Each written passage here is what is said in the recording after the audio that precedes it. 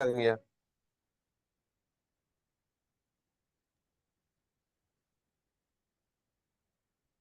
வாழ்க வளமுடன். ம். வாழ்க வையகம், வாழ்க வையகம், வாழ்க வளமுடன். எல்லாம் வல்ல இயற்கை எல்லாமாகவும் இருக்கிறது அப்படிங்கிறது தான் வேதாத்திரியம். அது நானாகவும் இருக்கிறது அப்படிங்கிறது சொல்ல வந்தது தான் வேதாத்திரியம். இயற்கையை பற்றி கொஞ்சம் கூட மாறாம முழுமையாக எடுத்து சொன்னது வேதாத்திரியம். விஞ்ஞானமும் அப்படித்தான். தத்துவம் என்பது அவரவர்களுக்கு தோன்றது பல விதங்கள்ல இருக்கலாம். ஆனா இயற்கை யாருமே மறுக்க முடியாது இல்லையா? அப்படி பார்க்கும்போது உலகம் முழுவதும் ஏற்றுக்கொள்ளக்கூடிய, எல்லாரும் ஏற்றுக்கொள்ளக்கூடிய, எல்லாரும் பயன்படுத்தக்கூடிய, எல்லாரையும் வாழ்ந்து பார்க்கக்கூடிய ஒரு வாழ்க்கை அறிவியல், இயற்கை அறிவியல் தான் வேதாத்திரியம்.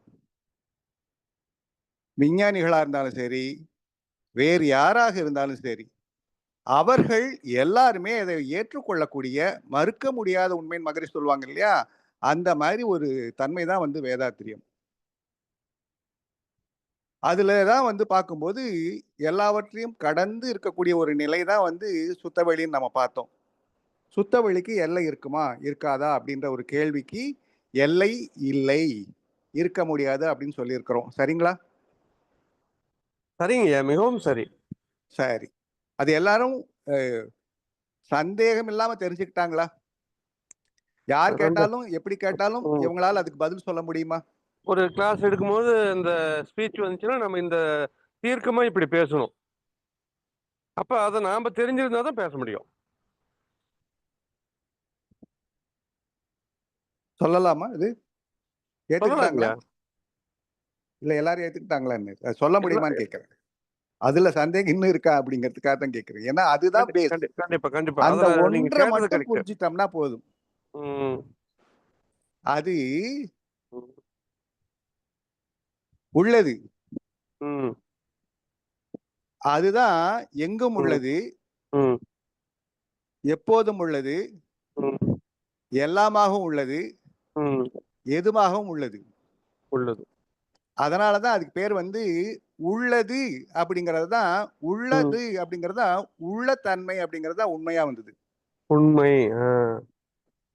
உள்ள இருக்கக்கூடிய தன்மை நம்ம நினைச்சுக்கிறோம். அப்படி கிடையாது அது. கிடையாது கிடையாது. உள்ள இருக்கக்கூடிய தன்மை இல்ல, எப்போதும் உள்ள உள்ளது. தன்மை, ம். நிரந்தரமானது அப்படிங்கிறது தான் ஆ, உண்மை. உண்மை. அப்படின்னா அது மாறாதது அப்படின்னு அர்த்தம் இல்லைங்களா? கண்டிப்பா கண்டிப்பாங்கய்யா. முதல்ல ஆதியில அது அது இருந்ததுன்னு சொல்றோம். அதுக்கு முன்னாடி நிச்சயமாக. ஏதாவது இருந்ததா? அதுக்கு முன்னாடி இருந்ததுக்கு வாய்ப்பு இல்லைங்க. ஆதியே அதுதானே. சரி. அதுக்கு முன்னாடி எதுவும் இல்ல. சரி. அதை இல்ல. தாண்டி ஏதாவது இருந்ததா? அதை தாண்டியும் இருக்கிறதுக்கு வாய்ப்பு இல்ல. அது நம்ம பார்த்துட்டோம். சரி. ம். அதை தவிர வேற ஏதாவது இருந்ததா? இல்லைங்கய்யா. சரி. அதுல ஏதாவது இருந்ததா? அதுலதான் எதுவும் இல்லைங்களே, சுற்று வெளின்னு சொல்லிட்டோமே. அதனால ம். அது மட்டும்தான் இருந்தது. ம். அதை தவிர வேற ஒண்ணுமே இல்ல. ம். அது வரவும் இல்ல, ம். போகவும் இல்ல. ம். நித்தியமாக இருக்குது. நிச்சயமாக. நித்தியமாக இருக்கிறது. நிச்சயமாக. ஆமா. ம். அப்போ அதுதான் உண்மை. அதே ம். மாதிரிதான் அது பாத்தீங்கன்னா, அது எங்க இருக்கு அப்படின்னு கேட்டீங்கன்னா, எல்லா இடத்துலயும் இருக்குதானே? இல்லாத இடமே இல்ல. இல்லாத இடமே இல்ல. இல்ல. அப்படின்னா அதுக்கு ஒரு ம். பேர் கொடுப்பாங்க இல்லையா? ஆ. ஆ. கிணத்துக்குள்ளார தண்ணி இருக்கு அப்படின்னா, அதை ஆ. இறைச்சி விட்டோம்னு வச்சுக்கங்க, ஆ. வயல் பூரா பரவி கிடக்குது. ஆ. எங்கேயும் பரவி கிடக்கிறது. எல்லா இடத்திலும் ஆ. நிறைந்து இருக்கிறது. இறைந்து கிடைக்கிறது. அப்படிங்கிறதுக்கு பேர், தன்மைக்கு பேரு இறைத்தன்மை. அவ்வளவுதானே. இறைத்தன்மை இறைத்தன்மை. அப்ப இறை அப்படின்னாலே எங்கும் ம். உள்ளதுன்னு சொல்றாங்க இல்லையா? ஆமாங்கய்யா. அந்த வார்த்தை. ம். சரிங்களா? ஐயா சரி. இறை அப்படின்னா என்னது? எங்கும் நிறைந்து உள்ளது. கிடைக்கிறது, நிறைந்து கிடைக்கிறது எல்லாமே அதுதான். எங்கும் உள்ளது. எங்கும் உள்ளது. அப்படிங்கிறது தான் இறைத்தன்மை. இறைத்தன்மை. அப்போ இறைவன், இறைவி ம். அப்படிங்கிறத விட, அது ம். எங்கும் இருக்கக்கூடிய ஒரு தன்மைக்கு பேர் இறைத்தன்மை. இறைத்தன்மை. ஆமா. அப்ப அதனாலதான் அது நம்ம நிலைன்னு சொல்லிடுறோம். இறை நிலைன்னு சொல்லிடுறோம் இல்லைங்களா ஐயா? அது அது வரேன். ஆ, ஆ. அது ம். எப்போதும் நிலையாக ம். இருக்குது. ஆ, சரிங்கய்யா. நிலைத்து இருக்கிறது. ஆ, இல்லாமல் போகவே இல்ல. இல்ல. அதனால அது பேர் இறைநிலை. நிலை. அது எப்போ மாறுறதே இல்ல. ஆ. அதுல வரக்கூடியது வேணா மாறிக்கிட்டே இருக்குமே தவிர அது மாறுறதே கண்டிப்பா இல்லை. அது மாறுறது இல்ல. அது மாறுறதே இல்லை. அதனாலதான் அதுக்கு பேரு இறைநிலை. இது சரியா? இறை நிலை நிலை. உண்மைங்கிறது சரியா? சரிங்கய்யா. உள்ளது உள்ளது அப்படிங்கறத உள்ள தன்மை உண்மை. உள்ளத்தன்மை உண்மை. அதே ம். மாதிரிதான் அதுக்கு இன்னொரு ம். பேர் கூட சொல்றாங்க, கடவுள் அப்படின்றாங்க. ஆ, கடந்து உள்ளது. கடந்து உள்ளது. எந்த பொருள் எல்லாவற்றையும் கடந்து போனாலும் அதுதான் இருக்க போகுது. எல்லாவற்றையும் கடந்து கடந்து உள்ளது இருக்கிறது. கடவுள். கடவுள். எல்லாவற்றையும் கடந்து உள்ளது, அதனால கடவுள். அது பேர் கடவுள். ம். சரிங்களா? சரிங்கய்யா. அப்போ ம். எல்லாவற்றையும் கடந்து உள்ளது, இறைந்து உள்ளது, எல்லாமாகவும் உள்ளது, ம். எப்போதும் உள்ளது, நிலையாக உள்ளது, இறைந்து கிடப்பது அப்படிங்கறதுனால ம். அதுக்கு பேர் இறைநிலை. ம். சரிங்களா? சரிங்கய்யா. இருப்பது அதுதான் மூலம், ம். இல்லையா? ஆதலுக்கு மூலம். காரணமானதுனால அதுக்கு பேர் ஆதி. ம். அதுக்கு இன்னொரு தேவையே இல்லை, அதனால அதுக்கு பேர் அனாதி. ஒண்ணுதானே இருக்கு. அதுக்கு தாண்டியோ மூலமாகவோ அடிப்படையாகவோ எதுவுமே இல்லை இல்ல. ஐயா வாய்ஸ் வரலீங்கய்யா. அதை தாண்டியோ அதுக்கு முன்னாடியோ எதுவுமே இல்லை தானே. அது மட்டும் தானே இருக்கு. கேக்குதுங்களா? கேக்குதுங்களா? எங்களுக்கெல்லாம் கேக்குது ஐயா. சிவபிரகாசம் ஐயா என்னன்னு தெரியல. இந்த ஒரே ஒரு விஷயத்தை மட்டும் எல்லாரும் மிக தெளிவா புரிஞ்சிட்டோம்னா அப்புறம் அதுல இருந்து கொண்டு வரலாம். இன்னொன்னு, அதுல வந்து எதுவுமே இல்லைன்னு சொல்லிட்டோம். அப்போ அது உருவமா அரூபமா?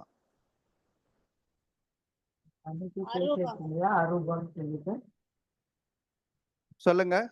அது அன்னைக்கே பேசிட்டோங்கய்யா, அரூபம் சொல்லி. அரூபம் சொல்லியாச்சு. ஏன் அரூபம்? எல்லை இல்ல. ஆம். உருவமா இருந்தா அதுக்கு எல்லை இருக்கும் இல்லையா? ஆம். அப்ப அது அரூபம்.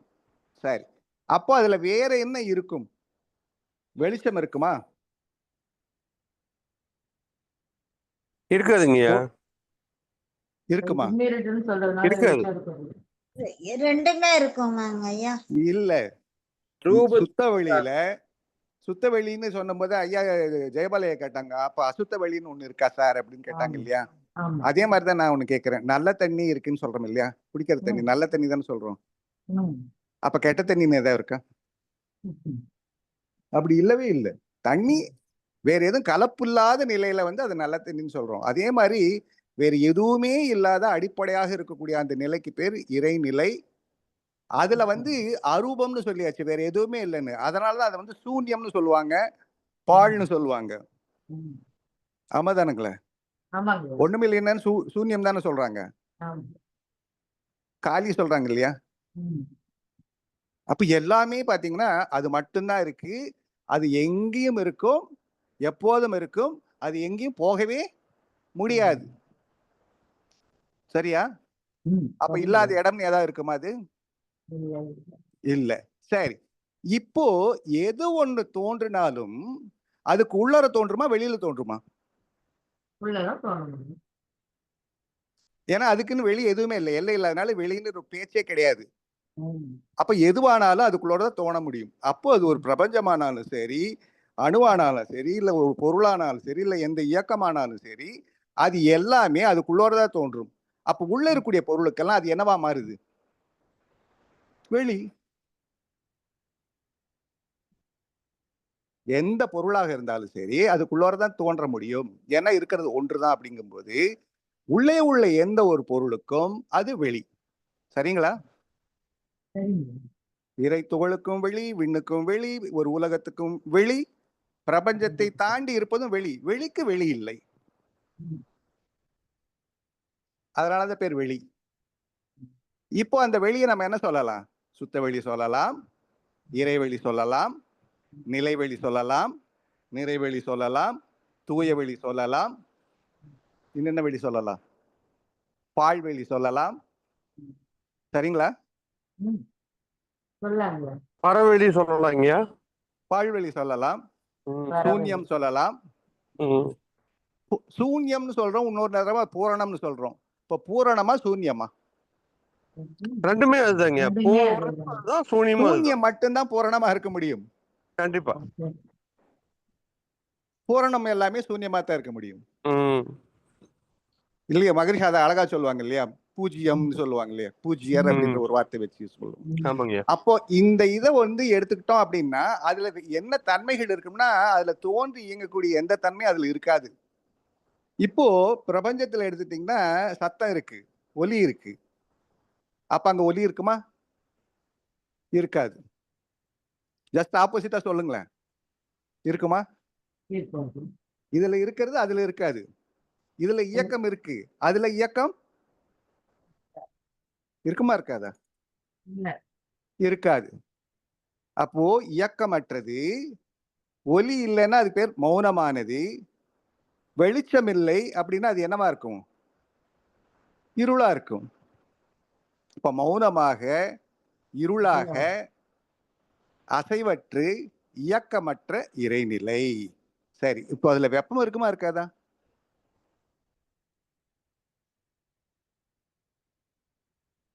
இல்லைங்க. பிரபஞ்சத்துல வெப்பம் இருக்கு, அங்க வெப்பம் பிரபஞ்சத்துல இருக்குமா? இருக்கு. இறைநிலையில இல்ல.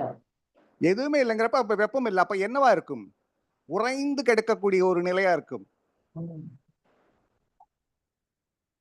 தட்பம். வெப்பத்துக்கு ஆப்போசிட் தட்பம். அப்ப உறைநிலை தான் இறைநிலை.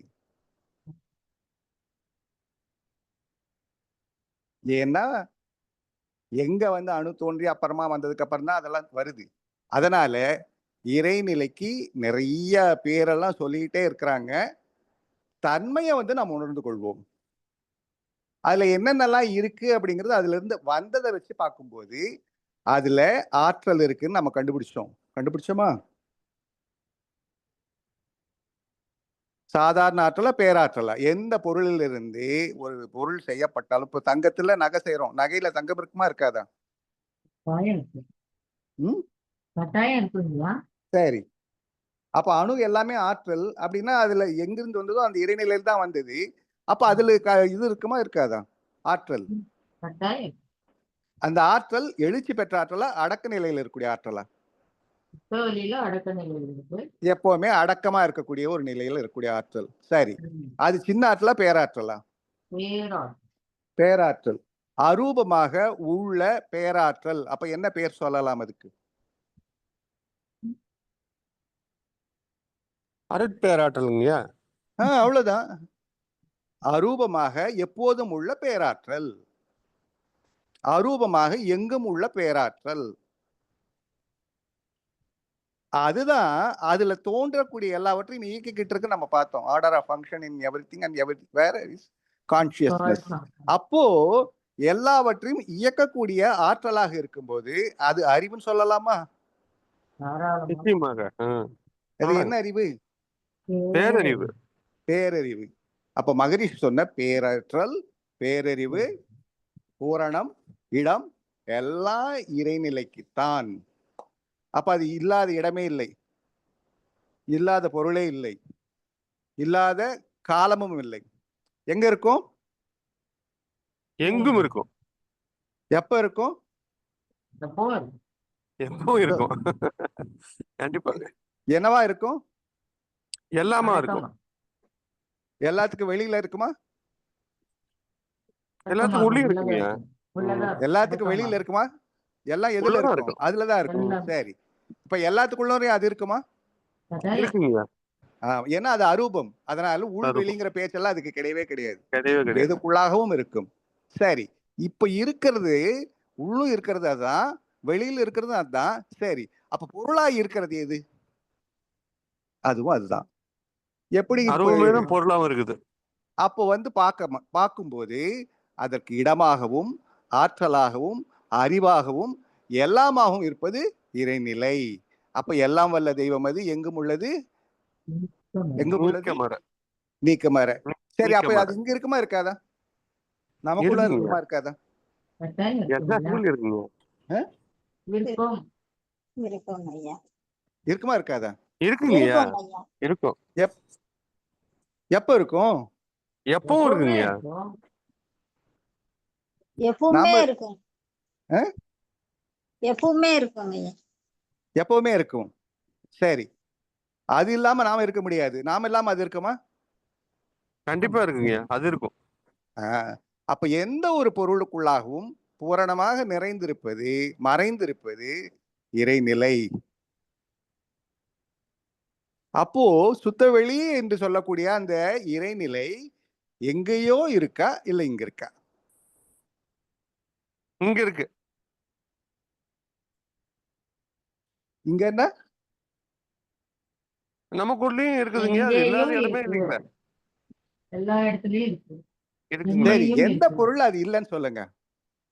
எல்லாத்துலயும் இருக்குங்க. இல்லாத பொருளே எல்லாத்துலயும் இருக்கு. கிடையாது. அப்ப நமக்குள்ளார இருக்கா இல்லையா? கட்டாயம் இருக்குங்கய்யா, உண்டு. என்னவா இருக்கு? அறிவாக இருக்கிறது. அறிவா மட்டும்தான் இருக்கா? எல்லாமாவும் இருக்குங்கய்யா. எல்லாமாகவும் இருக்கிறது சொன்ன மாதிரி. அறிவா இருக்கு, உயிரா இருக்கு, மனமா இருக்கு, உடலா இருக்கு. இருக்கு, ஆற்றலா காந்தமா இருக்கு. இப்படி ஆற்றலா இருக்கு. இத்தனையா ஏன் மாறி வந்த கதையை தான் நம்ம வந்து பார்க்க போறோம். அப்போ இறைநிலை என்பது இல்லாத அதுதான் மகிழ்ச்சி சொல்றாங்க. அஞ்சுவதே ம். துணிந்துரைப்போம், துணிந்துரைப்போம். அறிவு நான் அறிவே தெய்வம். அறிவு நான் இப்போ தெய்வம். ம். அறிவே அறிவேதான் தெய்வம். அறிவே நான் தெய்வம். தெய்வங்கய்யா. அறிவே நான் தெய்வம். தெய்வம். அப்படி தெய்வம். நான் என்பது இறைநிலை. ம். ஏன்? எப்படி? அதுவேதான் வான்காந்தம் அகன்ற மண்டலத்தில். இல்ல, நான் ம். நான் என்பது இறைநிலை. அறிவு. எப்படி? நான் என்பது அறிவு, நான் என்பது அது தெய்வம், நான் என்பது சுத்தவெளி இறைநிலை. எப்படி? பொருள். எப்படி? அதுலதான் எல்லாமே எல்லாம் அதுக்குள்ளே இருக்கு. இருக்கு. அதுவே நாமாக வந்திருக்கிறோம். அதுதான் அறிவாக இருந்து எல்லாவற்றையும் உணருது, இயக்குது. ம். ம். இப்போ தானா நடந்தா அது பேர் இயற்கை. ஆமா தானே? ஆமா. கண்டிப்பாங்கய்யா. அப்ப தானா நடக்கிறதுக்கு பேர் இறைநிலை. ம். எதெல்லாம் இயற்கையான தானா நடக்குதோ அது எல்லாமே இறைநிலை. இறைநிலை. சரியா? நம்ம சரிங்க. உடம்புக்குள்ள எல்லாம் தானா நடக்குதா, இல்ல நாம நடத்துறோமா? எல்லாம் தானா தானாக நடக்குதுங்கய்யா. நடக்கிறது. அஹ்? தானா நடக்குதுங்களா? தானா நடக்குதா? தானா ஆமா. நடந்ததுக்கு பேர் என்ன? இயற்கை தானே? இயற்கை. ஆமா. இயற்கை. இயற்கை. இயற்கை தானே? ஆமா.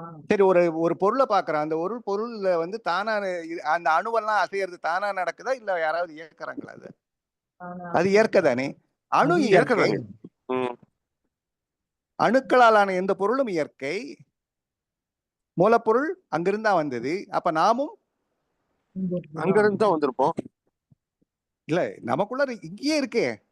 ஆ. எல்லாம் உயிராக இருக்கிறது இயற்கை, ம். உடலாக இருக்கிறது இயற்கை, இயற்கை. மனமாக இருக்கிறது இயற்கை, இயற்கை. அறிவாக இருக்கிறது இயற்கை. இயற்கை. இந்த எதுல நாம செஞ்சோம், இல்ல ம். நாம பாத்துக்கிறோம்?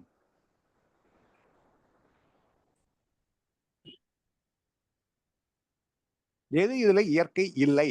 சொல்லுங்க பார்க்கலாம். எல்லாவற்றிலும் இருப்பது இயற்கையே. இல்ல, இப்ப நமக்குள்ளாக இத்தனையும் இது நடக்குது இல்லையா? ஆமா. இதுல எது நாம செஞ்சோம், இல்ல நாம பாத்துக்கிறோம்? இதுல எது நாம இல்லை? இயற்கைதான் எல்லாத்துலயும் இருக்கிறனால நாம அதுல அதனாலதான் சொல்றாங்க, எல்லாம் வல்ல இயற்கை உச்சபட்சமாக நானாக இருக்கிறது. உடல், உயிர், மனம், அறிவு, இது எல்லாமே இயற்கை. அதனுடைய தன்மைகள் வேறு வேறு தன்மைகள் எல்லாம் சேர்ந்து ஒரு பேர் சொல்லும்போது அதுக்கு என்ன பேர் சொல்றான்? நான்.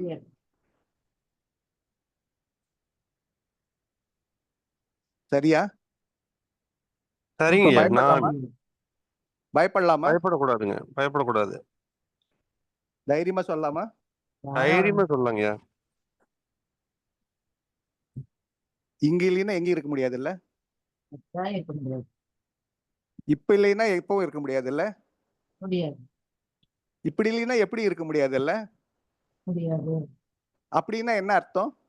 எல்லாவற்றிலும் எல்லாமாகும், எல்லா இடத்திலும் இருக்கக்கூடிய, நிறைந்து இருக்கக்கூடிய அதே இறைநிலை, சுத்தவெளி, தூயவெளி, பிரம்மம், உள். அது அந்த உள் தன்மை நமக்குள்ளாக இருக்கு, உண்மையாகவே இருக்கிறது.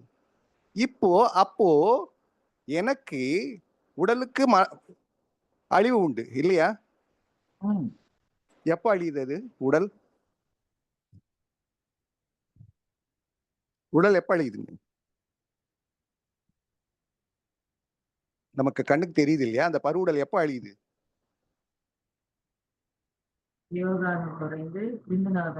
உடலை விட்டு ஒவ்வொரு வினாடி உயிர் போன அழிஞ்சுக்கிட்டே பின்னாடி இருக்கு, அழிய இறந்துகிட்டே இருக்குல்லம்மா. ஆரம்பிச்சிருதுங்கய்யா.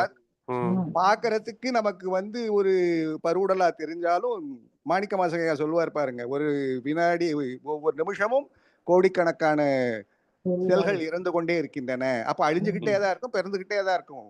எப்படி ஆத்துல தண்ணி போற மாதிரி அப்போ நாம் இருக்கிறோம். சரி, இந்த உடலுக்குள்ளாக இருக்கக்கூடிய உயிர் விண் இல்லையா?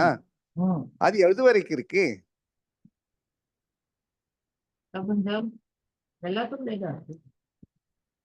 உடல் வரைக்கும் இருக்கா, உடலை தாண்டி இருக்கா?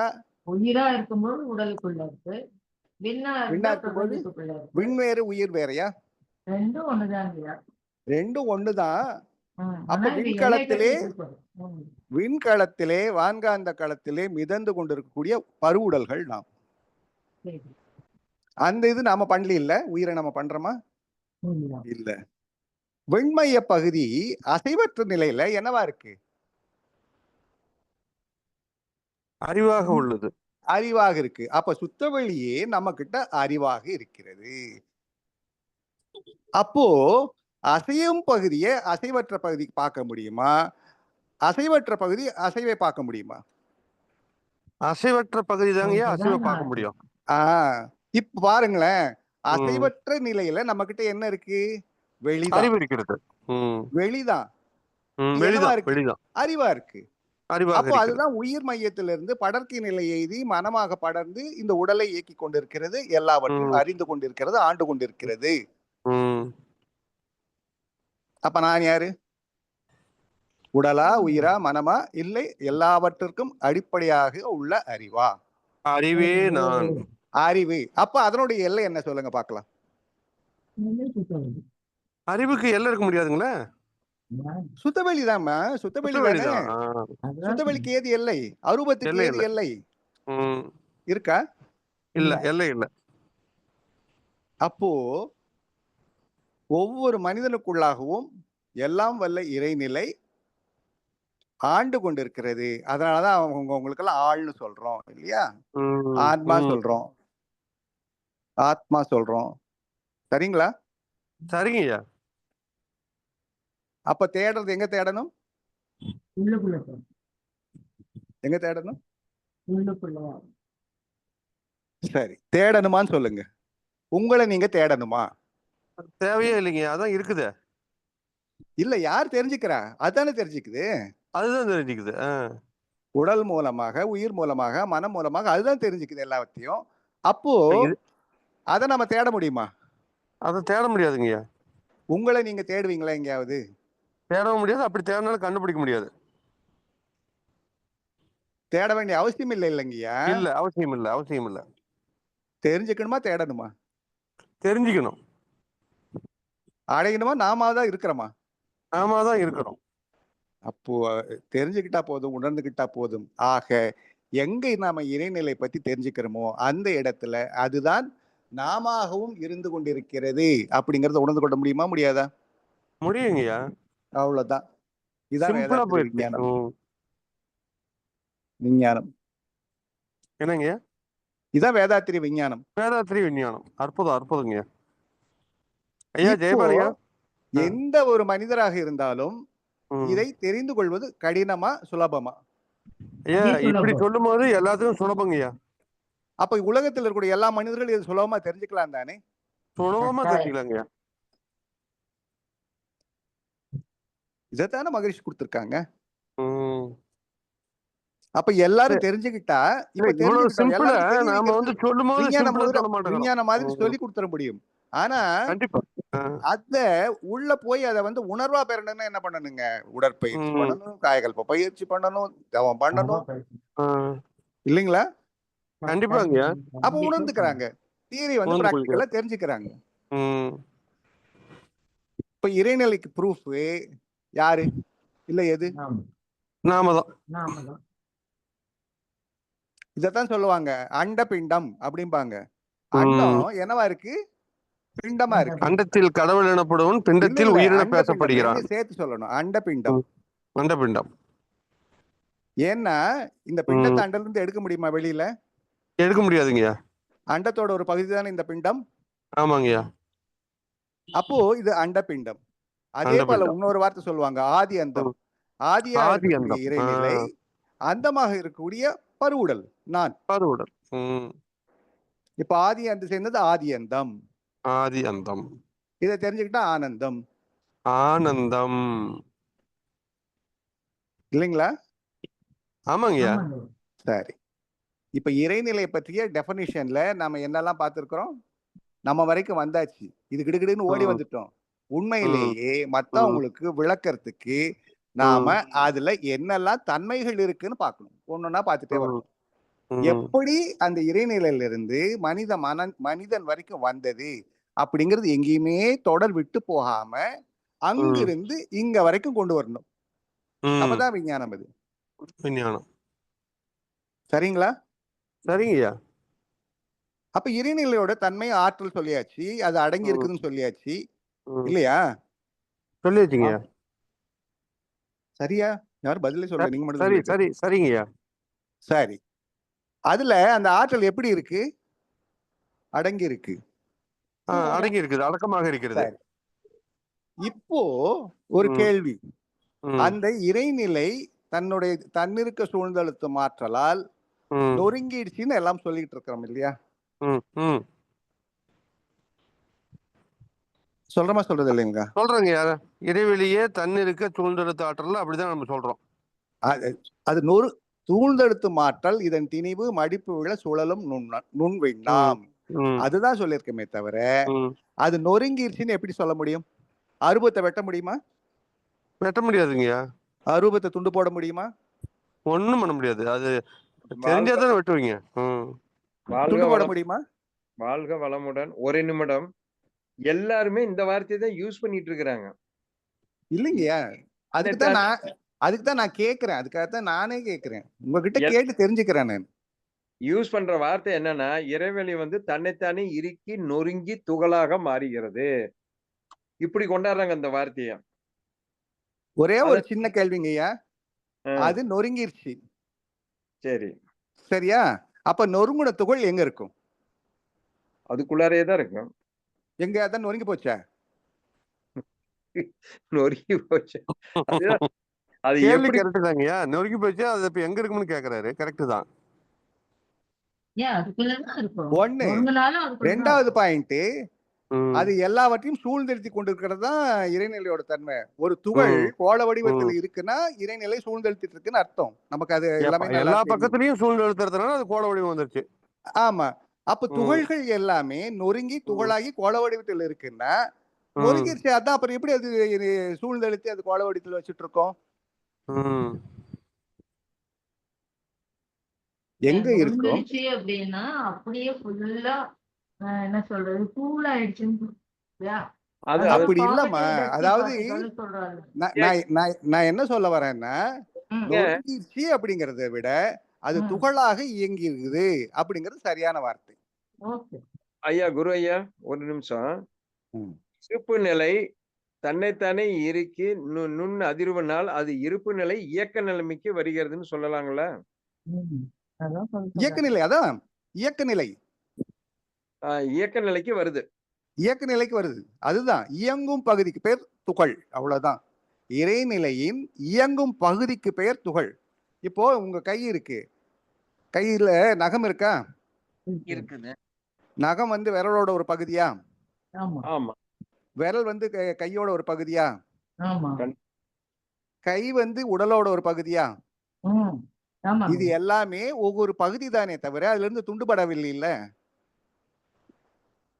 அதே மாதிரி இறைநிலையின் இயங்கும் பகுதிக்கு பெயர் துகள். அவ்வளவுதான். எழுச்சி பெறாமல் இருந்த ஒரு ஆற்றல் எழுச்சி பெற்று நுண் இயக்கமாக இயங்கும் பகுதிக்கு பெயர் துகள். அது அதை விட்டு பிரிய முடியாது, அதை விட்டு விலக முடியாது. இப்ப பிரியுதுன்னு வச்சுங்களேன், அது எங்க போக முடியும்? அது தவிர வேற ஏதாவது இருக்கா? இல்ல. அப்போ எங்கேயும் போக முடியாது. ஆக இறைநிலையின் தன்னிருக்க சூழ்ந்தழுத்த மாற்றலால் அதனுடைய நுண்பகுதி இயங்குகிறது. அதுக்கு பேர் இறைத்துகள். அது அதை விட்டு போக முடியாது.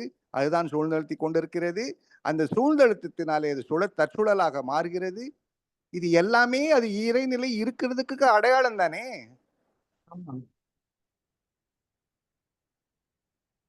இல்லைங்களா? ஆமாங்கய்யா. சரிங்கய்யா. எங்க ஆனா அந்த துகள் இருக்குதோ தன்னிறுக்கத்தால் இறைநிலை துகள்களாக மாறியதுன்னு சொல்றாங்களே, அதுக்கு என்னங்க அர்த்தம்? துகள்களாக இருக்குதுங்கிறது எடுத்துக்கலாங்க ஐயா. ஆ, நொறுங்கிருச்சுங்கிற வார்த்தை மட்டும் தேவையில்லை, அவ்வளவுதான். நொறுங்கல. ஆ, நொறுங்க இப்ப அலை இருக்கு, நொறுங்கல. கடல் ம். இருக்கு, கடல்ல அலை வருது. ஆ, கடல் ரெண்டாயிடுமா? 2 ஆகவே முடியாதுங்க. கடல் கடலின் நீரின் அசையும் பகுதிக்கு பேர் தானே அலை. அலை. ஆமா. அது மாதிரிதான் இந்த சரி, அப்ப நீங்க துகள்ங்கிறது ஒரு கடலை பகுதி. விட்டுட்டு அலை ம். எங்கிருந்து இருக்கும்? கடல்னா அலை இல்ல. அதே மாதிரிதான் நிலை இல்லைன்னா அலை எங்கிருந்து நுண்பகுதி இருக்கும்? இறைத்துகள். நிலை இல்லைன்னா அலை எங்க இருக்க முடியும்? கண்டிப்பாங்கய்யா. சரி, அலை கடலை விட்டு தனியா பிரியுமா? புரியாதுங்கய்யா. கடலின் அசைவுக்கு பேர் அலை, அவ்வளவு அலை மட்டும்தான், வேற அவ்வளவுதான். ஒண்ணுமே இல்லை. அதே போல இறைத்துகள்ங்கிறது இறைநிலையினுடைய அசைவு. இறைநிலையின் இயங்கும் நுண்பகுதிக்கு பேர் துகள், இறைத்துகள், துகள். அவ்வளவுதான். துகளாக இயங்குதுன்னு சொல்றது 100% கரெக்ட். ஆனா அது நொறுங்கி கரெக்ட். போயிருச்சுன்னு சொல்லிட்டா அது எங்க இருக்கும்? இந்த கேள்விக்கு பதில் சொல்லுங்க. எப்படி நொறுங்குச்சு, யார் நொறுக்குனாங்கன்னு கேட்க வேண்டிய இல்ல இல்ல, இதெல்லாம் வந்துரும். நொறுங்கிட்டா எங்க இருக்கு அப்ப இறைத்துகள்? அதுவும் அதுக்குள்ளதாங்க இருக்கும். இறைநிலைக்குள்ளதான் இருக்கும். அது எப்படி சூழ்ந்தெழுத்தது மறுபடியும்? அதான் ம். சூழ்ந்தழுத்தும் ஆற்றலினால அது சூழ்ந்து அது வந்து அதுதான்மா, சுழலுது. அதனுடைய இறைநிலை நொறுங்க முடியாது, அரூபத்தை துண்டு போட முடியாது, நொறுங்கு வைக்க முடியாது. அடங்கி இருந்த ஆற்றல் விண்ணப்பட்ட நிலைன்னு இயங்கும் ஆற்றலா சொல்லலாமா? மாறுது. அப்படி விண்ணப்பட்ட எடுத்துக்கலாமா? நிலைன்னு சொல்லலாமா? எடுத்துக்கலாங்கய்யா. என்னங்கம்மா? கேட்கல. விண்ணப்பட்ட அடங்கி நிலைன்னு இருந்த சொல்லலாம். ஆற்றலை இயங்கும் ஆற்றலா எடுத்துக்கலாம். இயங்கும் நுண்பகுதி, அவ்வளவுதான். அது கூட அவ்வளவுதான். தூண்டப்பட்டதுன்னு சொல்லிட முடியாது. ம். அப்ப தூண்டப்பட்டா அது எங்க போக முடியும்? உள்ளதாங்க இருக்கும். அது வேற எங்கேயும் போக முடியாதுங்க, துண்டுபட்டா கூட. அததான் சொல்றேன் நானு. அப்ப ஆ. அதுவே தான் இயங்குதுங்க, ம். இயங்கும் பகுதி. அதனுடைய இயங்கும் பகுதிக்கு பெயரு, ம். இப்ப பகுதி அப்படின்னாலே இது இப்போ நம்ம ஃபிராக்ஷன் சொல்லிடுறோம். ஃபிராக்ஷன், டிமாண்ட், ம். டோட்டாலிட்டி, சப்ளைஸ் சொல்றோம் இல்லையா? ம். இப்ப பின்னம் எடுத்துக்கங்க, பின்னம் ஆயிடுச்சுன்னு சொல்றோம். பின்னம்னா ம். என்ன? இப்ப 1 4 8ன்னு பின்னமா போடுறோம். இல்லையா? 8ல ஒரு பங்கு அது.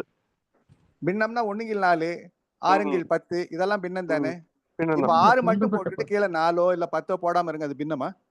முழு என்ன ஆயிருமே. அதனால அது ம். வச்சுக்கிட்டு அதுலயே வரும்போதுதான் அது பேர் பின்னம்னு சொல்ல முடியும். ம். அதனுடைய இயங்கும் பகுதி அப்படிங்கிறது. அப்ப அதுல இருந்து தனியாக விடுபடுவதோ பிரிவதோ ம். கிடையவே கிடையாது, முடியவும் முடியாது. இந்த கருத்து சரியான்னு கொஞ்சம் சொல்லுங்க. சரிங்கய்யா. அம்மா, மாணிக்கவாசகர் பேராசிரியர் அம்மா, நீங்க சொல்லுங்க. சரிங்கய்யா, சரிங்கய்யா. ம். ஆனா இப்படியே மாணிக்கவாசகர் பழகிட்டோம். அது நொறுங்குதுன்னு சொல்லி சொல்லி இதை கொஞ்சம் நம்ம மாத்திக்கணும். ஐயா ஜெயபாலையா, இது வரலும் நம்ம சொன்னது எப்படிங்க இருக்கு? முரண்பாடு இருந்தா சொல்லுங்கய்யா. இல்லைன்னா அதுல பிரிவு எதுங்கிற வார்த்தையே கிடையாது. ம். எதுவுமே அதை விட்டு பிரிய முடியாது. இயங்கும் நிச்சயமாக. தன்மை, இயக்கமற்ற தன்மை, அவ்வளவுதான். சொல்லுங்கய்யா ஜெயபாலையா, நீங்க கொஞ்சம் சொல்லுங்க. எனக்கு அதுல இயக்கமற்றதுங்கிற ஒரு வார்த்தை நெருடுது. அதாவது இதனுடைய வேகத்துக்கு அந்த வேகம் இல்லை, அவ்வளவுதான். அப்படி வச்சுக்கோங்களா? அதான் அது இயக்கமற்றதுன்னு சொல்லிட்டாவே அது நெல்லுன்னு ஆயிடுது. இல்லைன்னா இல்ல இதனுடைய வேகம் இந்த பிரபஞ்சத்திலே மிக அதிகமான வேகம். இதை கம்பேர் பண்ணும்போது அது இயக்கமற்றது, அவ்வளவுதான். வெளிப்படல. அந்த இயக்கம் வெளிப்படாத இயக்கம், புலப்படாத இயக்கம். எதுலையுமே வார்த்தைகள், ஏன்னா நாம சாதாரண நிலையில இருந்து அதை பாக்குறோம், வார்த்தைகள் தானே. அதாவது இயக்கமற்ற அப்படின்றது வேகம் அற்ற நிலை, அவ்வளவுதான். வேகம் விவேகம்னு மகர்ஷி அழகா சொல்லுவாங்க இல்லையா? அந்த வேகமற்ற நிலை. அப்ப இந்த குவாரிங் அப்படிங்கிறது எப்படி இயக்கம் இல்லைன்னு சொல்லிடலாமா? அப்ப வேற என்ன வார்த்தைகள் சொல்லலாம்? அதான் அதுக்குதான் இயக்கமற்ற அடங்கி இருந்த ஆற்றல் சொல்லிடலாம். உள்ளமைந்த ஆற்றல் ஒரு வார்த்தை சொல்லுவாரு இல்லைங்களா? இல்ல, நுண்ணதிர்வு, அந்த அதிர்வு இருந்துட்டாவே அங்க இயக்கம் இருக்குதுன்னு ஆயிடுது. உள்ளமைந்த ஆற்றல் சரிதாங்கய்யா. உள்ளமைந்த ஆற்றல், உள்ளமைந்த ஆற்றல், கினமேட்டிக், அது எல்லாமே கரெக்ட் தான். அது இருக்கிறதுனால இந்த இயக்கமற்ற ஐயா கேக்குற ஐயம் கரெக்ட் தான். அர்த்தமற்றதா நமக்கு இயக்கமற்றது அப்படின்னு சொன்னோம்னா, ஏன்னா கினமேட்டிக் குவாரிங் சொல்லிட்டோம். அப்ப இயக்கமற்றதுங்கிறது நம்ம அதை சயின்ஸோட போகும்போது அந்த வேடிங் நம்ம ரொம்ப கரெக்டா போடணும். அப்ப வந்து அதுதான் ம். 0 பாயிண்ட் எனர்ஜின்னு சொல்லுவாங்க அந்த மாதிரி. சயின்ஸ்ல இந்த 0 வேர்டு இப்ப பாயிண்ட் கரெக்டா வருது. 0 பாயிண்ட் எனர்ஜின்னு சொல்லுவாங்க. ஆனா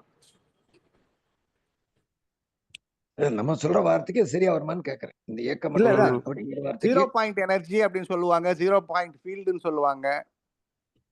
அதுக்கு ஏதாவது நம்ம வேற ஒரு பேர் கொடுக்க முடியுமா? சொன்ன வார்த்தைக்கு எல்லாம் ஓரளவுக்கு ஓகே தான். அந்த இயக்கமற்றது அதுக்கு தான் தியாகராஜன் ஐயா கூட வச்சுக்கிறது. ஐயா தியாகராஜன் ஐயா, ஏகய்யா ஏகய்யா இதுல உங்களுடைய பார்ட்டிசிபேஷன் வேணுமே. இங்க நீங்க தேகையா இல்லையாட்டுங்குது. இல்லைங்க அவர் இல்ல.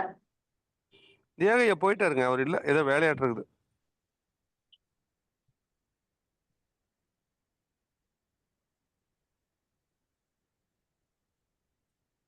இந்திரராஜன் ஐயா இருக்காரு, அவர்கிட்ட கேட்கலாங்களா? யாருங்க? இந்திரராஜன். மாணிக்கவாச ஐயா கேட்போம். கேட்கலாம். ஐயா மாணிக்கவாசன் ஐயா, சொல்லுங்க சொல்லுங்க. சந்தேகம் வந்துருச்சுங்க, நீங்க தான் பதில் சொல்லி ஆகணும். அதாவதுங்க, என்னுடைய கான்செப்ட் எந்த அளவுக்கு சுத்தவெளி இருக்குதோ அந்த அளவுக்கு அதற்குள்ள ஆற்றல் பொதிந்து இருக்குது. அதிர்வு ஏற்படும் பொழுது அந்த அதிர்வில் இருப்பு நிலை இயக்க நிலைக்கு வருது. இப்படி நிறுத்திக்கலாம் நான் நினைக்கிறேன். அதுதான் அது சரியான வார்த்தைகள் தான். நீங்க சொல்லிட்டு இருக்கிற புரிதல் கரெக்ட். அது இயக்கமற்றங்கிற வார்த்தைக்கு வேற போட்டுக்கலான்றாரு ஜெயபாலன். இருப்பு இயக்க நிலைக்கு வருது. இருப்பு ஆற்றல்னு போட்டுக்கலாங்க, அது நல்லா தான் இருக்கு. எல்லாம் ஒண்ணுதானங்க, இருப்பு எல்லாம் ஆற்றல். ஒண்ணுதான். சரிதான். அதையும் செஞ்சுக்கலாம். உள்ளமைந்த ஆற்றல், இருப்பு ஆற்றல் எல்லாம் ஒரே பொருள் தாங்கய்யா. ஆமா. ஆமா ஸ்டாக் ஃபோர்ஸ் தான் சொல்லுவாங்க மகரிஷி. ஸ்டாக் ஃபோர்ஸ் தானே, கரெக்ட் தாங்கய்யா. இருப்பு நிலைன்னு சொல்லுவாங்க. இருப்பு ஆற்றல். குரு ஐயா, ஒரு சந்தேகம் கேட்கலாமா? அதுல கேளுங்க. இதுக்கு தானே எல்லையற்ற ஆற்றல் முழுவதும் அழுத்தம், திணிவு, இருப்பு ஆற்றல் இயக்க நிலைக்கிறது. பிரபஞ்சத்தை ஒட்டிய மட்டும்தான் பெருகி கொண்டு இருக்குது. ஏன் அங்கெல்லாம் பெருகல? அப்ப அங்க இருக்கிற ஆற்றல் என்ன ஆச்சு? அது எப்பவும் ஒரே மாதிரி தாங்க இருக்கு. எங்க அதனுடைய அதிர்வுகள் உங்களுக்கு குவியுதோ அந்த இடத்துல துகளா மாறுது. எங்க துகளா மாறுதோ அந்த இடத்துல பாத்தீங்கன்னா பிரபஞ்சம் இருக்கு. ஐயா, இது ஒரு கேள்வி கேட்டோம். எல்லா ஆட்சியில்கிட்ட நான் கேட்டேன் பர்சனல்ல. சார், சுத்தவெளி முழுவதும் தன் இறுக்கம், அதிர்வு, ததும்புதல் இருக்குமா, இல்ல பிரபஞ்சத்தை ஒட்டி மட்டும் இருக்குமான்னு கேட்டதுக்கு, கடல்ல ஒரு இடத்துல உப்பு கரிக்குமா, எல்லா இடத்துலயும் உப்பு கரிக்குமாங்கிறீங்களே, இது கரிட்டா அப்படின்னு இதே பதில் தான் சொல்றாங்க. அதுக்குதான் அது உள்ளமைந்த ஆற்றல்னு சொல்றோம். அது உள்ளமைந்த ஆற்றல் இந்த இடத்துல என்ன அது வருது, வெடிக்குது, அதாவது தோன்றுது, இயங்குது. பிரபஞ்சத்தை ஒட்டிய களத்துல அது இயக்க நிலைமைக்கு வரும் பொழுது அது இழுத்துக்குது. மத்த இடமெல்லாம் இயங்கி இருப்பு நிலையில வெடிச்சு தூள் தூளா கூட போயிடலாம், ததும்பி போயிடலாம், ஒண்ணுக்கு இல்லாம போயிடலாம், அப்படியே அமுங்கியும் போயிடலாம். ஆனா இந்த இடத்துல வரும்போது தனக்கு ஒத்தது மாதிரி இருந்தாலும் இழுத்து உள்ளார போட்டுக்குது. எலி வலைக்குள்ளார சிக்கின மாதிரி பிரபஞ்சத்துல. பிரபஞ்சம் இழுக்கலங்கய்யா. பிரபஞ்சமே அதுல இருந்து தானே வருது. அதுதான் இந்த இடம் தான். அது தொகுக்கப்படுதுங்க ஐயா. அதெல்லாம் தொகுக்கப்படுது. தொகுப்பு தான் வருது பிரபஞ்சமே தவிர அப்படியே பிரபஞ்சம் இல்ல. இல்ல, இதனுடைய தொகுப்பு தான் அந்த பிரபஞ்சமா மாறுது.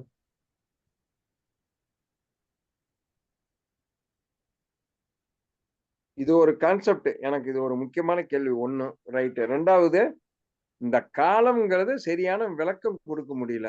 இல்ல, இன்னும் நம்ம காலத்துக்கே போகலங்கய்யா. இன்னும் அந்த காலத்துக்கு நம்ம இன்னும் போகவே இல்லை. சொல்றேன், எனக்கு அந்த சுத்தவெளியில அதாவது ஒவ்வொரு கான்செப்டா நம்ம முடிச்சுட்டு போயிடலாம் அப்படிங்கறதுனால காலத்துக்கு போகாம இருந்தோம். ஆனா ஒரு வார்த்தையில ஒரு சொல்லணும்னா, தன் இறுக்கம் நுண்ணதிர்வு ததும்புதலினால் இருப்பு நிலை இயக்க நிலைமைக்கு வருது. அப்ப அந்த உள்ளே இருக்கும் ஆற்றல் வெளிப்படுகிறது. சூழ்ந்து அழுத்துவதனால் அது துகளாக மாறி குளோபல் தற்சுழற்சி வேகம் பெறுகிறது. இப்படி சொல்றேன். சரியா சொல்றீங்க. இது மாதிரி சொல்லிட்டோம்னா விட்டுறலாம். நம்ம அதுக்கு மேல அது நம்ம போய் டெஃபினேஷன் கொடுக்க வேண்டாம். இது ஐயா, என்னுடைய வாழ்க கருத்து. வளமுடனுங்க ஐயா. இப்ப உதாரணத்துக்கு நம்ம கடலே கூட எடுத்துக்கலாம் இல்லைங்களா? கடலினுடைய ஆழமான பகுதி அந்த அளவுக்கு எல்லாம் பெற்றிருந்தாலும், ஓரத்துல இருக்கக்கூடிய அந்த தண்ணி மட்டும் அலைகளா வருது. அலைகள் மீண்டும் அ கடலாவே மாறிடுது. அதுபோல சுத்தவெளிய சுற்றி இருக்கக்கூடிய அந்த இறைத்துகள் எல்லாமே அ ய இறைத்துகள்ன்றது நம்ம இந்த அலைகளா எடுத்துக்கலாம். உதாரணத்துக்கு அந்த மாரி எடுத்துக்கலாங்களா? இல்லைங்கம்மா. கடல், மணல், கரை 2 வருது அந்த இடத்துல. அங்க 2 எல்லாம் கிடையாது. ஒண்ணே ஒண்ணு மட்டும் தான் இருக்கு. இந்த உதாரணம் சரியா வராது. ம். அங்க 2 இல்லைங்கம்மா. ஒண்ணே ஒண்ணு மட்டும் தான் இருக்கு.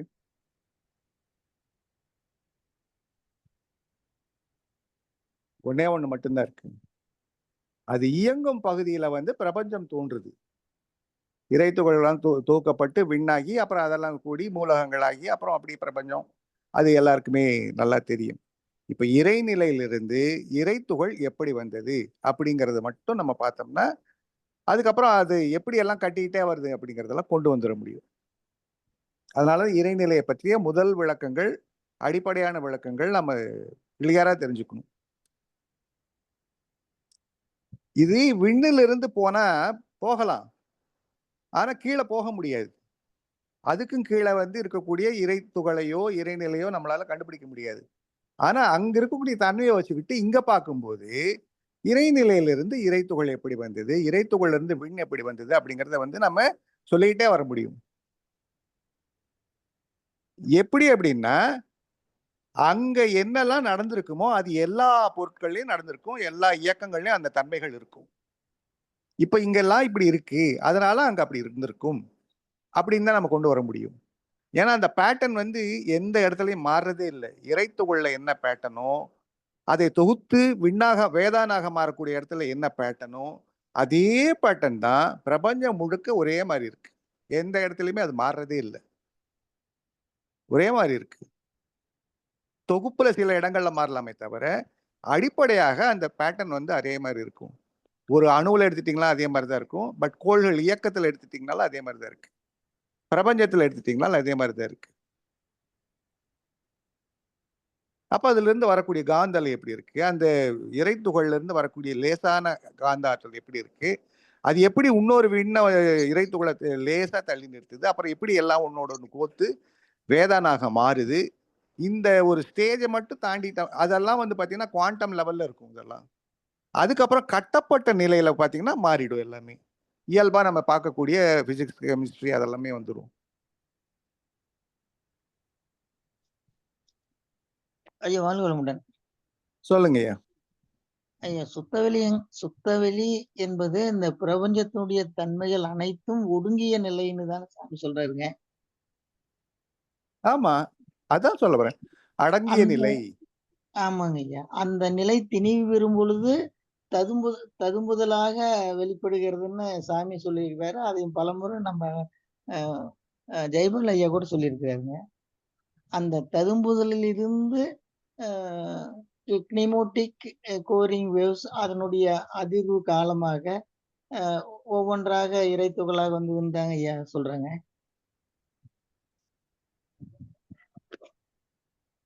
சொல்லுங்க ஐயா. இப்ப கருமையம்ங்கிறத பத்தி ஒரு முறை நம்ம தியாக ஐயா சொன்னாரு. கருமையத்தில் இறைநிலையும் இருக்குதுங்க.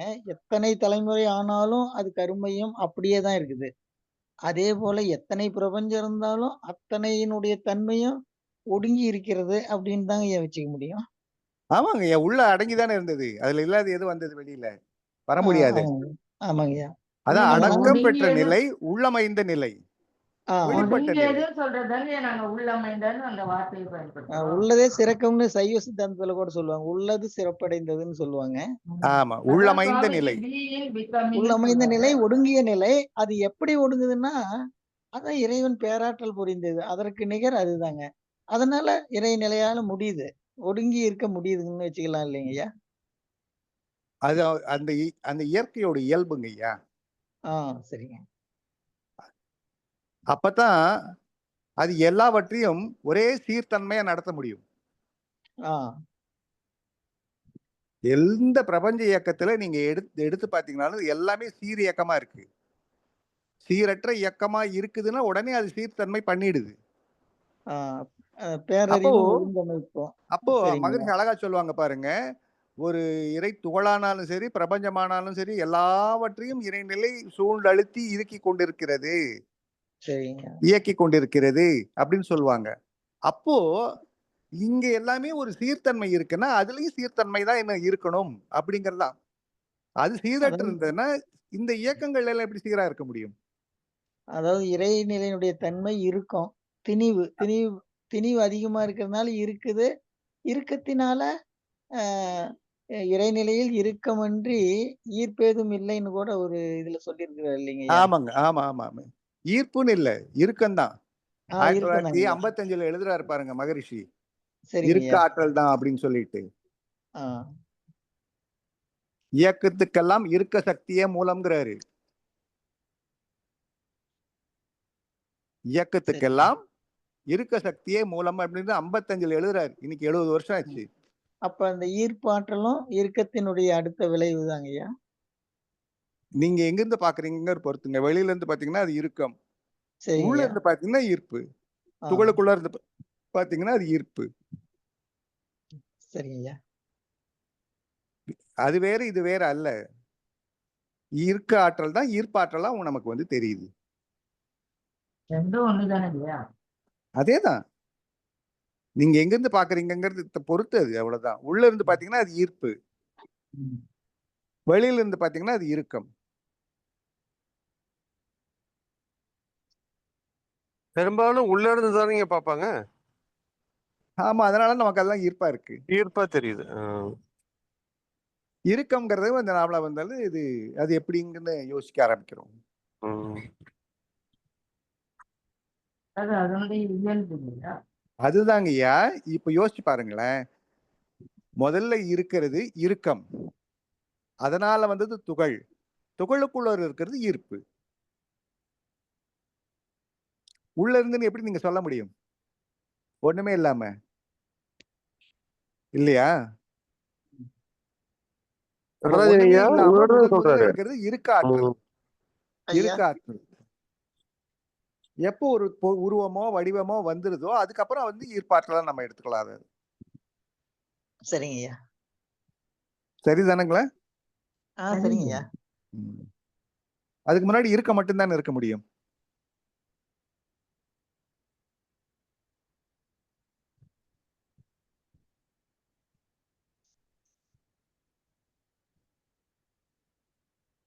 வாழ்க வளமுடன்.